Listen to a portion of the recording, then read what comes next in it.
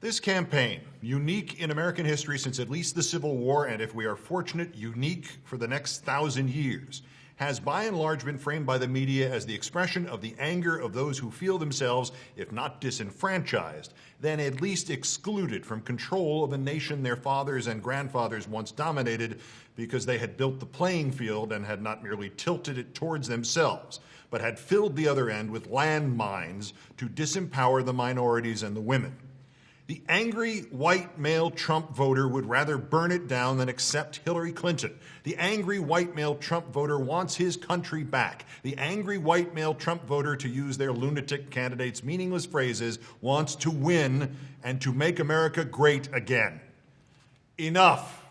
The angry white male Trump voters are not the only angry Americans right now. In fact, they are not alone, they are not a majority, and they're not even angriest. It is time for the media, for the Mussolini in makeup Trump, for the world to recognize that real Americans, liberals and conservatives driven together in common defense of this nation, real Americans, the ones who believe in democracy and believe in diversity and believe in innocence until guilt be proven, whether for a suspect or the members of a religious group, we are angry too. We have had enough of what this man Trump has made us look like to the world. We have had enough of the hatreds he has unleashed and the apologists in the media who have not stood up and called him what he is, a fascist who wants to end this democracy. We have had enough of every third thing coming out of his mouth serving the goals of the terrorists like ISIS and the rogue nations like Russia. We have had enough of every lie and excuse and contradiction, and him saying he was smart and brilliant not to pay taxes, then his son insisting he has paid taxes, then his spokesman refusing to say either way.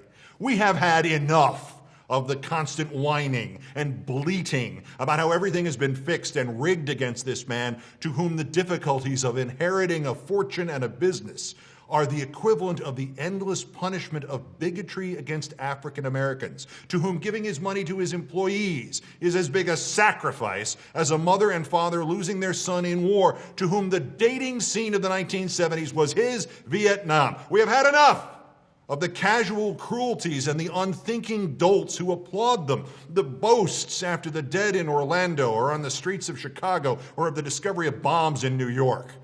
We have had enough of the throwaway insults towards veterans with PTSD who committed suicide, the dishonest merchant's boast that he used the tax laws brilliantly while he claims the half who do not make enough to pay the taxes are harming the country. We have had enough of the attacks on every journalist, every columnist, every news organization, unless their news organization has recently run a poll favorable to him. We have had enough of a political party that elected a president as late as 2004 and did not stop this man, and now, even now, will not repudiate him. And we will remember their names.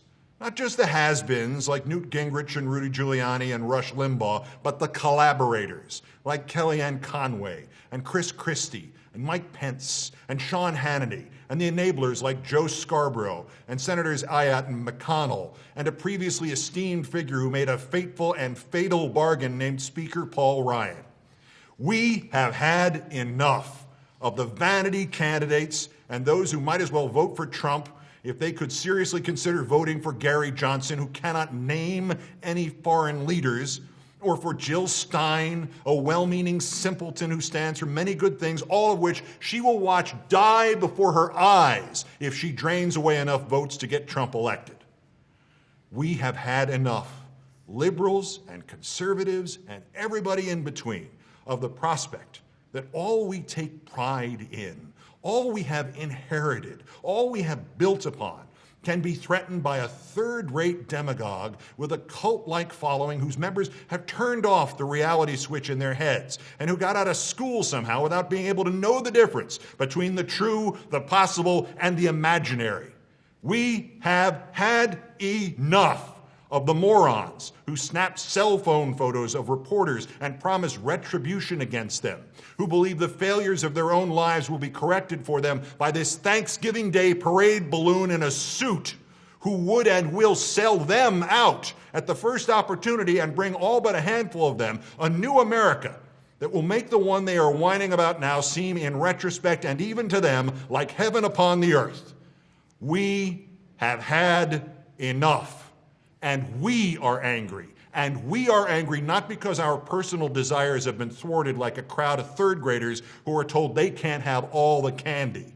We are angry because this country is under attack from within by a man and the groups behind him who care nothing for the freedoms of this country, who do not want everybody to have a chance, who insist they should have everything and the rest should have nothing. But ours is the righteous anger of the invaded, of the attacked, of those subverted against. It is our job to protect the freedom, and in the next month it is a simple equation for all the other freedoms to survive in this country, our great country, our country which at its worst already is great. For us to remain free, we must be free of Donald Trump. I do not think I am boasting, and I do not think I'm telling you anything you don't know already when I say that I remain perhaps the leading media figure identified with the criticism of the administration of President George W. Bush. This is very simple. His father, George H.W. Bush, reportedly will vote for Hillary Clinton. His second Homeland Security Chief, Michael Chertoff, once head of the Republican Council on the Whitewater Committee, which tried to prosecute Hillary Clinton, has endorsed Hillary Clinton. And bluntly, were it the choice, I would sooner and happily vote for a third term of George W. Bush rather than 5 minutes of President Donald Trump. Donald Trump is the scum of the earth.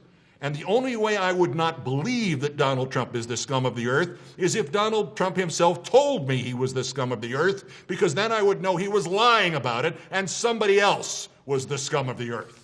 We have had enough. That's the closer. I'm Keith Olbermann. Watch this space.